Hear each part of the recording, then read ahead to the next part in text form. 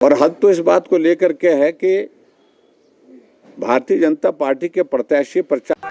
This news is sponsored by Prem timber merchant Sunni. Himachal Pradesh की 3 विधानसभा सीटों पर उपचुनाव के लिए आज मतदान हो रहा है। इसी बीच शिमला में प्रेस वार्ता में नेता प्रतिपक्ष जयराम ठाकुर ने वर्तमान सरकार पर चुनाव के दौरान सरकारी मशीनरी के दुरुपयोग के गंभीर आरोप लगाए हैं। जयराम ठाकुर ने इस दौरान कहा कि सुक्खू सरकार के 18 महीने के कार्यकाल में भ्रष्टाचार के बड़े आरोप लगाना दुर्भाग्यपूर्ण है। उन्होंने कहा कि ईडी के छापे जिन लोगों पर पड़े उन्हें राजनीतिक संरक्षण मिला हुआ है। जयराम ठाकुर ने कहा कि प्रदेश में नेतृत्व परिवर्तन नहीं, सत्ता परिवर्तन की आवश्यकता है। नेता प्रतिपक्ष जयराम ठाकुर ने वर्तमान में 3 विधानसभा सीटों पर जारी उपचुनाव को लेकर कहा कि प्रदेश सरकार ने तीनों विधानसभा क्षेत्र में चुनाव को प्रभावित करने के लिए सरकारी मशीनरी का दुरुपयोग किया है। उन्होंने कहा कि जिस तरह इन उपचुनाव में सरकार ने सरकारी मशीनरी का प्रयोग चुनाव को प्रभावित करने के लिए किया, ये हिमाचल के इतिहास में पहली बार देखने को मिला है। उन्होंने कहा कि सरकारी कर्मचारियों को सख्त आदेश दिए गए हैं, ठेकेदारों के यहाँ छापेमारी की गई, नेताओं के पीछे सीआईडी के जवान सिविल ड्रेस में भेजे गए। लोग कांग्रेस की नीतियों से परेशान हैं और इन सभी विधानसभा क्षेत्रों में जनता का रुझान भाजपा के पक्ष में है। नेता प्रतिपक्ष जयराम ठाकुर ने कहा कि 18 महीने के कार्यकाल में सरकार पर जिस तरह से भ्रष्टाचार के बड़े आरोप लग रहे हैं वो दुर्भाग्यपूर्ण है। उन्होंने कहा कि एजेंसी के द्वारा जिन लोगों पर छापेमारी की गई है वो राजनीतिक नहीं है, लेकिन लोगों को सरकार का संरक्षण मिला हुआ है। ये प्रभावशाली लोग हैं और इन लोगों ने सरकारी मिशन का प्रयोग किया है। मामले में अभी जांच जारी है और ऐसे में इस बारे में कुछ अधिक कहना उचित नहीं है। उन्होंने कहा कि वर्तमान सरकार के छोटे से कार्यकाल में भ्रष्टाचार के इतने बड़े आरोप लगाना दुर्भाग्यपूर्ण है। जयराम ठाकुर ने निजाम प्रदेश की कानून व्यवस्था पर एक बार फिर से सवाल उठाए। उन्होंने कहा कि प्रदेश में कानून व्यवस्था अधिक आ गई है। 100 से ज्यादा हत्याएं, 300 से ज्यादा बलात्कार के मामले सामने आ चुके हैं। दिन दिहाड़े गोलीकांड हो रहे हैं। नालागढ़ में नशा तस्करों को राजनीतिक लोग संरक्षण दे रहे हैं और लोग इस बात को कह रहे हैं प्रदेश के वर्तमान हालात को देखते हुए नेतृत्व परिवर्तन की नहीं, सत्ता परिवर्तन की आवश्यकता है। मायने टीवी के लिए शिमला से अमित कुमार की रिपोर्ट। हिमाचल प्रदेश में 3 विधानसभा क्षेत्र में विधानसभा के उपचुनाव, जिसके लिए आज मतदान हो रहा है, और मैं इस बात को देख रहा हूं कि अभी तक के जो मतदान के लिए जो हमको जो जानकारी मिली है कि काफ़ी उत्साह के साथ लोग बड़ी संख्या में मतदान करने के लिए मतदान केंद्र पर पहुंचे हैं। लगभग 16% मतदान अभी तक जो है वो तीनों विधानसभा क्षेत्र में लगभग हो चुका है। मैं इस चुनाव के कैंपेन में हिमाचल प्रदेश में तीनों विधानसभा क्षेत्र में अलग अलग समय में रहा हूं और मैंने इस बात को देखा है कि तीनों विधानसभा क्षेत्र में लोगों का रुझान भारतीय जनता पार्टी के पक्ष में है। भारतीय जनता पार्टी को जिताना चाहती है, भारतीय जनता पार्टी के विधायकों को चुन करके भेजना चाहती है। लेकिन जिस प्रकार से इन तीनों चुनावों पर कांग्रेस पार्टी ने सत्ता का दुरुपयोग किया है, वो आज से पहले मुझे लगता है कि शायद ही हिमाचल प्रदेश में इस स्तर पर लोकतंत्र में रहते हुए चुनाव को प्रभावित करने के लिए, चुनाव को जीतने के लिए जिस तरह के हथकंडे अपनाए गए हैं, मैं समझता हूं बहुत ही दुर्भाग्यपूर्ण है।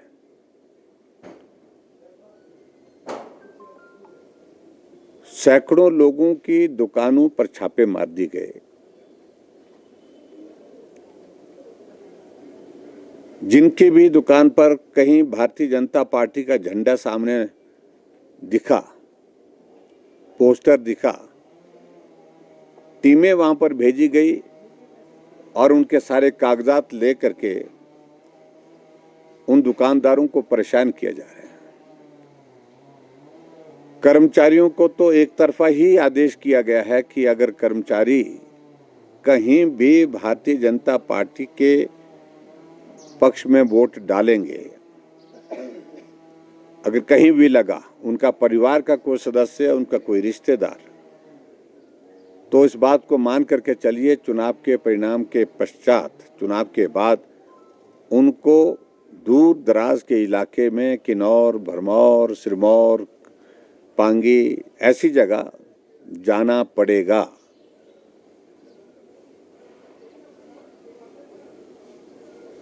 जो लोग अपना कारोबार करते हैं, व्यवसाय करते हैं, कॉन्ट्रैक्टर्स हैं, दूसरे लोग हैं, ये पहली बार हमने देखा कि कुछ जगह तो छापे मारे गए लोगों के घरों में, और कुछ विधानसभा क्षेत्र में हमने इस बात को भी देखा, चुनाव में नालागढ़ की मैं बात कर रहा हूं कि हमारे पार्टी के लोगों की गाड़ियां चल रही हैं, उन गाड़ियों को थाने में जमा कर दिया, और वहां एक पुलिस के अधिकारी जो है वो तो सारी सीमाओं को लांघ गए। और हद तो इस बात को लेकर के है कि भारतीय जनता पार्टी के प्रत्याशी प्रचार के लिए निकल रहे हैं, हम सब लोग प्रचार के लिए निकल रहे हैं सिविल ड्रेस में, गाड़ियां भर भर करके सीआईडी के जवान जो है हमारे पीछे लगा दिए गए हैं। कहाँ कौन आदमी उतर रहा है, कौन चढ़ रहा है, किससे मिल रहे हैं, किसके घर में खाना, किसके घर में चाय हुई, किसके घर में नाश्ता हुआ, कौन कौन लोग मिले, ये सारी चीजों को लेकर के जिस तरह से अब की बार ये सरकार की सारी मशीनरी का जो दुरुपयोग किया गया, मैं समझता हूँ कि बहुत ही दुर्भाग्यपूर्ण। और सिर्फ दुरुपयोग यही नहीं कि भी जानकारी हासिल करने के लिए पीछे सीआईडी के लोग लगाए गए, इससे बढ़ करके जो है वो ज़्यादा जो है उनके घर में जा करके जो भी कोई आदमी मिल रहा है उसकी दुकान पे, उसके घर पे जा करके जो जिस तरह से प्रताड़ित किया गया है, परेशान किया गया है, ये मैं समझता हूँ कि बहुत ही दुर्भाग्यपूर्ण है।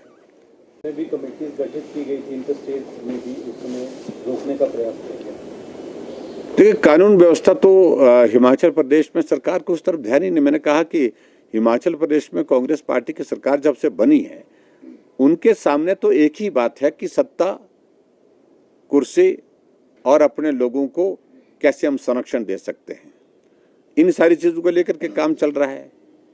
विकास उनकी कोई प्राथमिकता नहीं, कानून व्यवस्था उनकी कोई प्राथमिकता नहीं। कहने के तो व्यवस्था परिवर्तन है, लेकिन कानून की धज्जियां उड़ गई। आपके यहाँ बद्दी में अभी कुछ दिन पहले गोली चली, कारण क्या था? कबाड़ का झगड़ा था।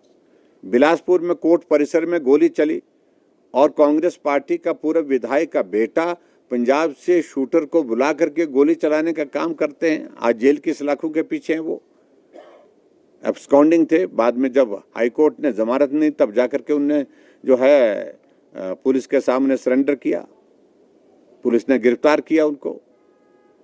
और इसी तरह से एक नहीं अनेक घटने मैं देख रहा हूं कि हिमाचल प्रदेश में 18 महीने के इस छोटे से कार्यकाल में 100 के करीब हत्याएं हो गई और 300 से ज्यादा बलात्कार की घटनाएं हिमाचल प्रदेश में हो गई। तो कानून व्यवस्था की तो कोई चिंता ही नहीं सरकार को। और खास तौर से जो खनन माफिया, ड्रग माफिया, उनको संरक्षण दिया जा रहा है। अब नालागढ़ में हम जाते थे, बच्चे की जुबान पर ये सारी बातें हैं कि जो भी इस ड्रग्स के जो धंधे में जुड़े वो लोग हैं, उनको संरक्षण कोई व्यक्ति विशेष देते हैं जो कांग्रेस पार्टी के साथ जुड़े हुए हैं, कांग्रेस पार्टी के नेता हैं। ये चिंता का विषय है।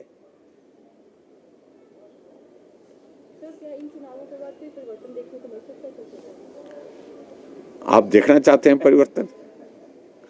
देखिए, मैं इतना जरूर कहता हूं कि कांग्रेस पार्टी ने लोकसभा के चुनाव के दौरान जो है वो जिन राज्यों में परफॉर्मेंस कांग्रेस की अच्छी नहीं हुई उनके लिए कमेटी कॉन्स्टिट्यूट की है। और उसमें हिमाचल प्रदेश भी एक प्रदेश ऐसा है कि जहां कांग्रेस पार्टी के नेतृत्व ने जो है वो केंद्रीय नेतृत्व ने कमेटी कॉन्स्टिट्यूट करके जांच की आदेश दिए हैं कि रिपोर्ट लाई है। और निश्चित रूप से जब रिपोर्ट जाएगी और वो रिपोर्ट जो संभवतः पिछले दौरान जो हिमाचल प्रदेश में जो पॉलिटिकल टर्मोइल राज्यसभा के चुनाव के दौरान हुआ था, उसके साथ जो है जोड़ करके, क्योंकि उस वक्त भी नेतृत्व परिवर्तन के लिए कमिटमेंट कुछ नेताओं को कही है उन्हें, तभी वो काम लगे, तभी वो वापिस होकर के सरकार में जुटे। अन्यथा वो भी अपने रास्ते निकल गए थे, कहीं जा रहे थे, कहीं मुझे मालूम नहीं कहाँ जा रहे थे, लेकिन जा रहे थे। लेकिन इतनी बात मैं ज़रूर कहना चाह रहा हूँ कि अब आज की तारीख में जो जांच होगी तो उस जांच में तय है कि हिमाचल प्रदेश में ये कांग्रेस के नेतृत्व को परिवर्तन करने के लिए जो है वो रिपोर्ट जाएगी, ऐसा लगता है मुझे, क्योंकि कांग्रेस पार्टी के बड़े सारे नेता जो इस काम में लगे हुए हैं, जुटे हुए, कुछ दिल्ली में, कुछ प्रदेश में है। लेकिन हमारा मानना है कि नेतृत्व परिवर्तन से गुजारा नहीं होगा। इस कांग्रेस की सरकार ने हिमाचल प्रदेश का बहुत बड़ा नुकसान कर दिया। अगर हिमाचल प्रदेश को बचाना है तो नेतृत्व परिवर्तन नहीं, सत्ता परिवर्तन की आवश्यकता है। दिल्ली में आपकी मुलाकात, देखिए, मैं इस बात को पहले से इस बात को बड़ा स्पष्ट कर दिया था कि मैंने हिमाचल प्रदेश में सत्ता संभालने के बाद पहली कैबिनेट की बैठक में फैसला लिया था कि हम बदले की भावना से काम नहीं करेंगे, प्रतिशोध की भावना से काम नहीं करेंगे, और नहीं किया हमने, और 5 वर्ष तक नहीं किया। ठीक है, जहां कोई गलत करता था उनके खिलाफ कानून के मुताबिक कार्रवाई होगी। लेकिन इतना मुझे इस बात को लेकर संतोष है कि 5 साल के कार्यकाल में कोई भी इस तरह की भ्रष्टाचार की और इस तरह की गलत चीज़ों की जो है वो बातें हमारे सरकार के दौरान नहीं हुई। बदले की भावना से काम नहीं हुआ, और भ्रष्टाचार का भी मैं कह सकता हूँ भी कोई आरोप नहीं रहा 5 वर्ष तक सरकार के ऊपर। सर, पॉलिटिक्स ऑफ वेंडेटा का आपने बिल्कुल अपने कार्यकाल में नहीं होने दिया, लेकिन ये जो ईडी और सीबीआई के छापे अभी डले हैं नदौन में, हमीरपुर में, कांग्रेस का सीधा कहना है कि ये सरकार को दबाने और पॉलिटिक्स ऑफ वेंडेटा की ही एक तस्वीर है। देखिए, एक तो मैं पहली बात कह रहा हूँ कि इन छापों को राजनीतिक दृष्टि से सोचने की आवश्यकता नहीं, किसी पॉलिटिकल आदमी के ऊपर तो किया नहीं है अभी तक। जो कुछ भी कार्रवाई हुई है, ये व्यवसाय, ये मुझे तो जानकारी ज़्यादा नहीं है, लेकिन उसके बावजूद भी मेरी जानकारी के मुताबिक तो ये कार्रवाई जो है एक रूटीन की, व्यवसाय में कुछ गलत करने वाले लोग, जो गलत तरीके से पैसा कमा रहे लोग, उनके ऊपर कार्रवाई है।